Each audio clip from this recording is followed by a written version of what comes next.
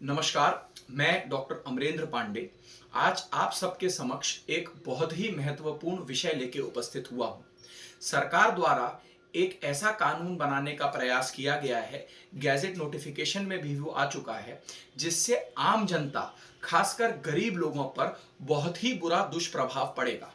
इस वीडियो में मैं आपको इस कानून से संबंधित और कैसे ये एक गरीब आदमी को, गांव की जनता को, आम व्यक्ति को, हमारे भारतवर्ष की 60 से 70% ऐसी आबादी, ऐसी पॉपुलेशन जो अपने हक के लिए नहीं लड़ सकती, कैसे उस आबादी को बहुत नुकसान पहुंचाने वाला है और डॉक्टरी के क्षेत्र को पूरी तरह से तहस नहस कर देने वाला है, निस्तनाबूद कर देने वाला है। इस विषय में मैं आपको बताऊंगा। चालू करने के पहले मैं आपको बता दूं कि मैं जबलपुर अस्पताल संघ का सचिव हूं, सेक्रेटरी एमपीएनएचए जबलपुर ब्रांच, और मध्य प्रदेश की इंडियन मेडिकल एसोसिएशन जबलपुर चिकित्सा संघ की स्टेट बॉडी ने मुझे स्टेट कोऑर्डिनेटर बनाया है इस आंदोलन के लिए, इस एजिटेशन के लिए। इसके लिए मैं डॉक्टर पुष्पराज भटेले साहब, जो हमारे पूरे प्रदेश के सचिव हैं, उनका बहुत बहुत धन्यवाद और साधुवाद देना चाहूंगा। अब मैं मुद्दे की बात पर आता हूं। तो कानून सरकार ने इस प्रकार का बनाया है कि बिना कोई एग्जिट एग्जाम के, बिना कोई पढ़ाई के ठीक तरीके से मापदंड सेट किए, आयुर्वेदिक चिकित्सक जो हैं वो वही ऑपरेशन, वही चिकित्सा देने लगेंगे एकदम से जो एलोपैथिक चिकित्सक देते थे। हमें किसी भी प्रकार से, किसी भी आयुर्वेदिक चिकित्सा के पढ़े हुए डॉक्टर से किसी भी प्रकार की कोई ना बुराई है, ना हीन भावना है। उनको यह समझना चाहिए कि आयुर्वेदिक चिकित्सा के लिए सरकार यह काम नहीं कर रही। यदि आयुर्वेदिक चिकित्सकों को आपको आगे लाना है तो आपको अपनी सरकारी नौकरियों में उनको उतनी तनख्वाह देनी चाहिए। आयुर्वेदिक चिकित्सा के अलग मेडिकल कॉलेज बनानी चाहिए। उनकी पढ़ाई इस प्रकार करवानी चाहिए कि वो किसी के भी पीछे ना रहें। अभी इंडिया के परोपेक्ष में, भारतवर्ष के परोपेक्ष में, जो व्यक्ति को एमबीबीएस मिलता है कॉम्पिटिटिव एग्जाम में, परीक्षा में, वो पहले एमबीबीएस लेता है। जिसको एमबीबीएस नहीं मिल पाता वो जाके बीएमएस की डिग्री लेता है।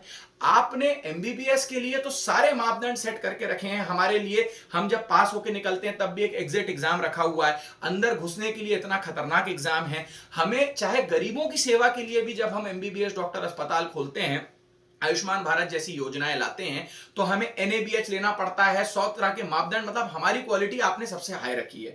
अब आपने एक ऑर्डर करके ये मिक्सोपैथी चालू कर दी, जिसमें आप कहते हैं कि आयुर्वेदिक डॉक्टर भी शल्य चिकित्सा करेंगे, सर्जरी करेंगे। हम भी समझते हैं भैया, शल्य चिकित्सा, आयुर्वेद से बहुत सारी ब्रांचेस निकली हैं। सब पैथी पहले आयुर्वेद से निकली हैं। चरक जी के बारे में हमें भी जानकारी है। लेकिन जैसे वैदिक साइंस, पुराना भारत जो था, उसमें पुष्पक विमान भी होता था। आज के भारत में आपके पास वो टेक्नोलॉजी या वो इंफॉर्मेशन है क्या? आज हमारे प्रधानमंत्री साहब या हमारे होम मिनिस्टर पुष्पक विमान में बैठ के जाते हैं कि एरोप्लेन में बैठ के जाते हैं? उसी प्रकार जो भी आयुर्वेद के बहुत ज्यादा पुराने जमाने में एडवांसमेंट्स जो आप बोलना चाहते थे, वो किसी कारण से ठीक से कैरी फॉरवर्ड नहीं हो पाए, वो अभी हमारे पास नहीं है। यदि आप आयुर्वेद को डेवलप करना चाहते हैं तो एलोपैथी के साथ उसको मिक्स करके आप डेवलप नहीं कर पाएंगे। आप एलोपैथी के साथ उसको मिक्स करके जो गरीब जनता है, जो गांव की जनता है, उनके सामने ऐसे अधपके डॉक्टरों को सामने रख देंगे जिनको ना पूरी तरह से एलोपैथी का ज्ञान होगा, ना पूरी तरह से आयुर्वेद का ज्ञान होगा। ऑपरेशन के पहले हमें एंटीबायोटिक जो देनी पड़ती है, ऑपरेशन के दौरान जो निश्चेतना, बेहोशी देनी पड़ती है, एनेस्थीसिया देना पड़ता है, उसकी दवाइयां तो सिर्फ एलोपैथी में है। उसकी पढ़ाई तो आयुर्वेद में कराई नहीं गई है। वैसे ही जब मरीज को बाद में ठीक होने के लिए हम एंटीबायोटिक देते हैं, वो भी बिना एलोपैथी के संभव नहीं है।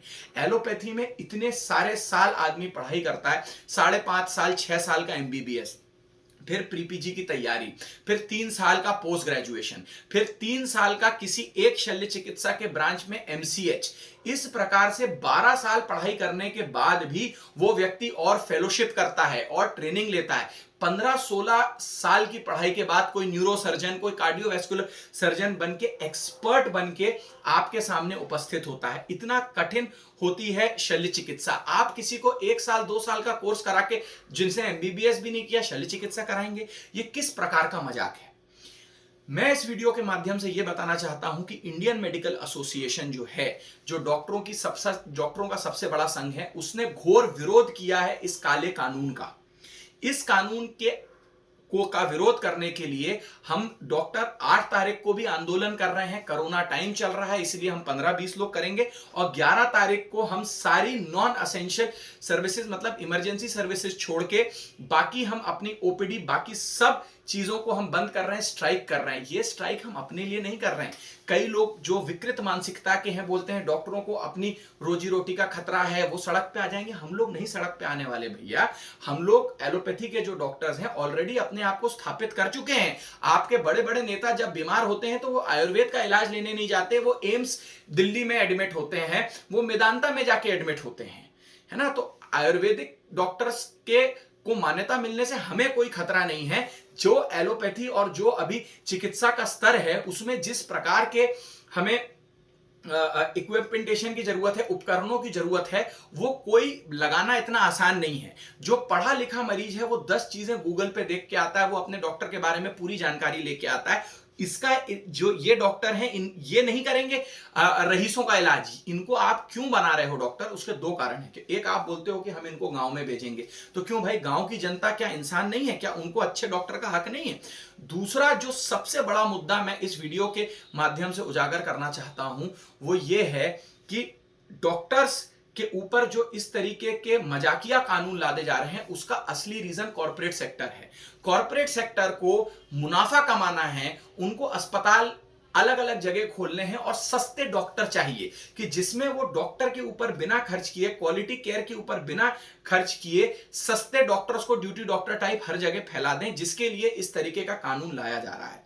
मगर इससे जो मरीज का नुकसान होगा इसके विषय में कोई नहीं सोच रहा। आईएमए ने इसका विरोध किया है, इसके ऊपर प्रदर्शन करेंगे। और अब मैं कुछ देर के लिए आम जनता से रूबरू होना चाहूंगा। आजकल क्या होता है, जैसे ही कोई आंदोलन करता है, जैसे ही कोई सरकार के विपरीत जाता है, तुरंत उसको सबसे पहले डिस्क्रेडिट किया जाता है। बोला जाता है नहीं ये गलत बात कर रहे हैं, ये देश के खिलाफ बात है, ये देशद्रोही है। जैसे अभी हमारे किसान भाई आंदोलन में हैं, उनको भी कई व्हाट्सएप दंगाई इस टाइप की बातें लिख के भेज रहे हैं। कल को यह बात हमारे डॉक्टर्स के लिए भी की जा सकती है कि जब कोरोना चल रहा था तो डॉक्टर्स ने 1 दिन की स्ट्राइक, हम लोग ने ही कोरोना में काम किया है। एक समय पे आपने हमारे ऊपर थोड़े दिन पहले पुष्प की वर्षा करी और अब आपने ऐसा कानून बना दिया, हमसे बात भी नहीं करी। बार बार जो किसान बोल रहे हैं, जो डॉक्टर बोल रहे हैं, वो एक ही बात है कि स्टेक होल्डर मतलब जिनके लिए आप कानून बना रहे हैं, जो इस कानून में शामिल है, कम से कम उनसे तो बात करिए। आप उठा के कोई भी नोटिफिकेशन निकाल देते हैं बिना डॉक्टरों से सलाह मशवरा किए। हम भी उतने ही इस देश के का हित चाहते हैं जितना आप इस देश का हित चाहते हैं। आप डॉक्टर्स को ये समझते हैं कि भैया ये बुद्धिजीवी हैं, बहुत कम इनका की संख्या है, ये ज्यादा नहीं है, ये क्या कर लेंगे मुश्किल से।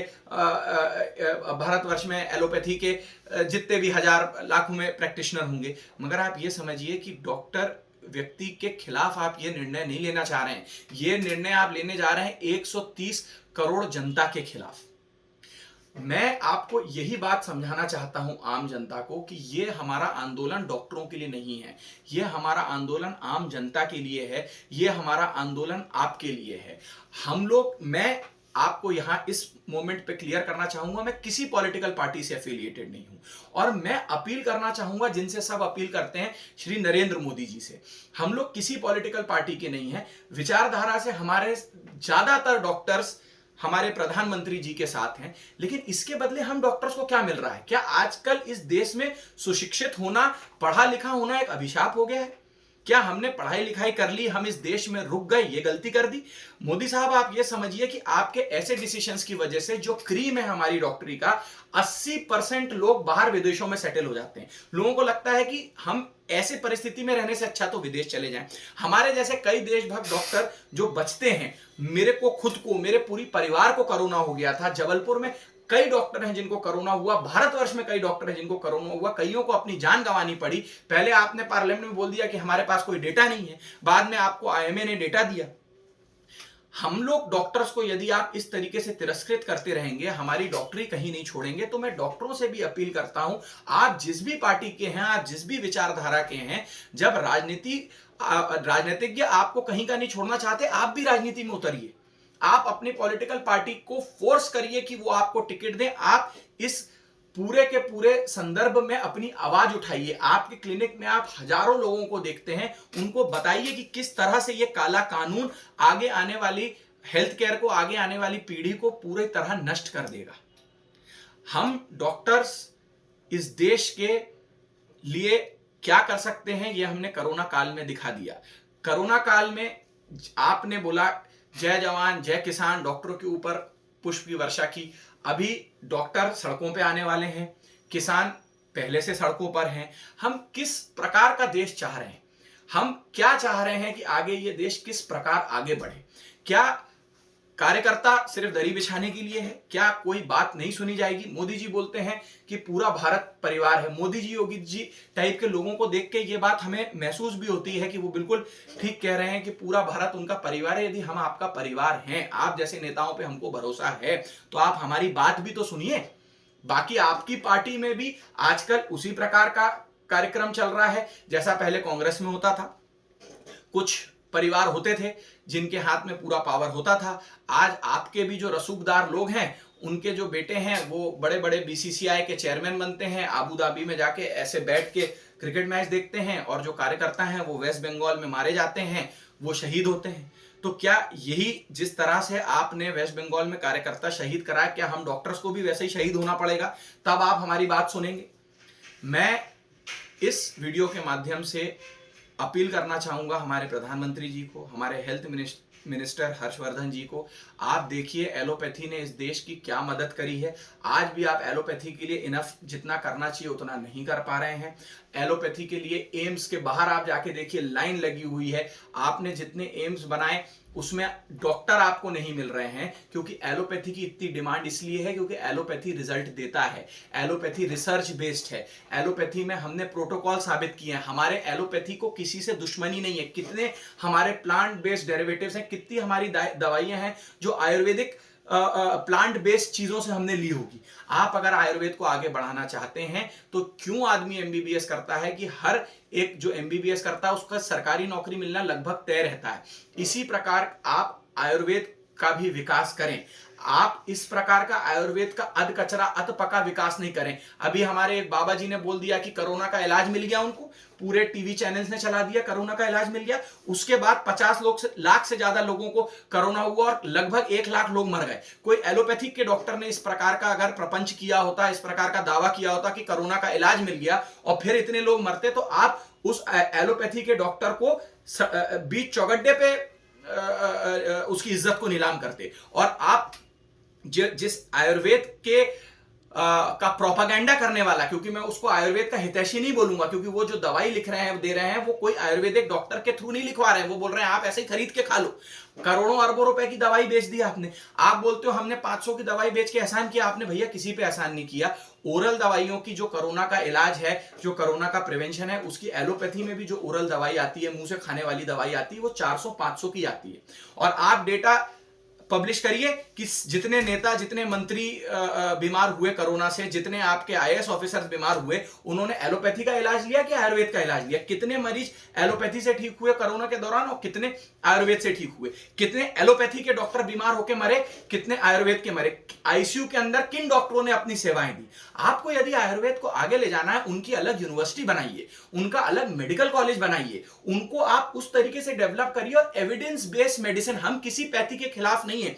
आप साबित करिए कि जो आपकी दवाइयां हैं वो अच्छी हैं और उसको एक्सेप्ट करिए। बट आप बीच में से बिना पढ़ाए बैकडोर एंट्री देके किसी को घुसा के बोल दोगे नहीं आज से यही डॉक्टर, तो इससे पूरे देश का बहुत बुरा विनाश होने वाला है। हमारे एमबीबीएस करके, पहले के जमाने में जो लोग एमबीबीएस कर लेते थे, आईआईटी एमबीबीएस वाले क्रीम होते थे। अब हमारे एमबीबीएस आईआईटी वाले एमबीबीएस करने के बाद आईएएस का एग्जाम देते हैं और निकाल भी लेते हैं। जो एमबीबीएस पीएमटी निकाल सकता है, आजकल नीट है, नीट निकाल सकता है, वो आईएएस कभी भी निकाल सकता है। क्यों? इतने साल उसने डॉक्टरी की पढ़ाई करके क्यों आईएएस को चूज किया? क्योंकि आप उसको डॉक्टरी करने ही नहीं दे रहे हो। डॉक्टरी करने लायक बची नहीं रही इस देश में, तो या तो वो देश छोड़ के चले जाएगा या आईएएस बन जाएगा। तो जो डॉक्टरों को ऐसा लग रहा है कि अब सरकार उनको डॉक्टरी नहीं करने दे रही, उनको मैं एक और ऑप्शन दे रहा हूं, आप एक्टिव पॉलिटिक्स में उतरिए। क्योंकि इस देश में आज की स्थिति में पॉलिटिक्स से अच्छा प्रोफेशन कोई नहीं बच रहा, और आपकी बात भी तभी सुनी जाएगी जब आप किसी को कोई फर्क पैदा कर पाओगे। आईएमए के तरफ से ये मेरी फिर से अपील है, मेरे प्रधानमंत्री को, मेरे हेल्थ मिनिस्टर को, हम लोग किसी पॉलिटिकल एसोसिएशन पार्टी से कोई ताल्लुक नहीं रखते। हम लोग किसी भी ऐसी विचारधारा से ताल्लुक नहीं रखते कि हम कॉरपोरेट्स के ही अगेंस्ट हैं। हम लोग सबके अस्पताल हैं, खुद के प्राइवेट लिमिटेड कंपनीज हैं। हम लोग विकास के अगेंस्ट नहीं है, बट हम इस प्रकार के विकास के अगेंस्ट हैं जहां कॉरपोरेट पूरी तरीके से गरीब जनता का नुकसान करेगी। हेल्थ केयर धंधा नहीं हो सकता। अगर आप हेल्थ केयर को धंधे की तरह चलाने की कोशिश करेंगे, मैक्सिमम प्रॉफिट कमाने की कोशिश करेंगे, सस्ते में डॉक्टर बिना पढ़े आधी डिग्री वाले डॉक्टर पैदा करके कहीं भी बैठा देंगे और हाथ खड़े कर देंगे, हमने तो भैया सब जगह आपको डॉक्टर दे दिए। आप अगर उनकी गुणवत्ता पर ध्यान नहीं देंगे तो भारतवर्ष बिना हेल्थ केयर के आगे नहीं बढ़ पाएगा। हम ही डॉक्टर्स हैं जिनने आपकी आयुष्मान भारत की स्कीम को भी पूरे भारतवर्ष में एक बहुत बड़ा आयाम पर लागू किया है। हम डॉक्टर्स उस आयुष्मान भारत स्कीम को चला रहे हैं। हम उन मरीजों को निशुल्क, मरीजों से बिना कोई पैसा लिए, कैशलेस, निशुल्क तो नहीं, सरकार हमें पैसा देती है, बट कैशलेस तरीके से हम उन मरीजों को देख रहे हैं। हम ही वो डॉक्टर्स हैं, हम में कोई लालच की भावना नहीं है। बट जब आप इस प्रकार के कानून लाते हो किसी एक वर्ग को खुश करने के लिए, आप बुद्धिजीवियों से बात नहीं करते। आपकी पार्टी बीजेपी आरएसएस बुद्धिजीवियों से बात करने के लिए जानी जाती थी। आप हम लोगों को साथ नहीं लेते और उठा के कानून थोप देते हो। जितने डिसीजंस आपने आवेश में लिए, आपके डिसीजन गलत नहीं रहते, बट तैश में लिए गए फैसले, नोटबंदी गलत नहीं थी, बट जिस तरह से आपने नोटबंदी कराई पूरे देश में हाहाकार मच गया। आप भी मानते हैं आज इस बात को, क्योंकि आप नोटबंदी की बात नहीं करते। आप लॉकडाउन तो लगना था, बट आपने लॉकडाउन लगाया, आप मजदूरों के बारे में भूल गए। आपने आके कई बार फिर बोला हमसे गलती हो गई। अब गलती हो गई, लोग तो लाखों लोग सड़क पे आ गए थे। आज आप फिर वैसे ही बोलोगे कि लोग तो आगे का सोच रहे हैं। आगे का तो सोचना पड़ेगा। अगर हम डॉक्टर्स आगे का नहीं सोचेंगे तो कौन आगे का सोचेगा? फिर हमारी बात समझिए, कि हमारी फील्ड है।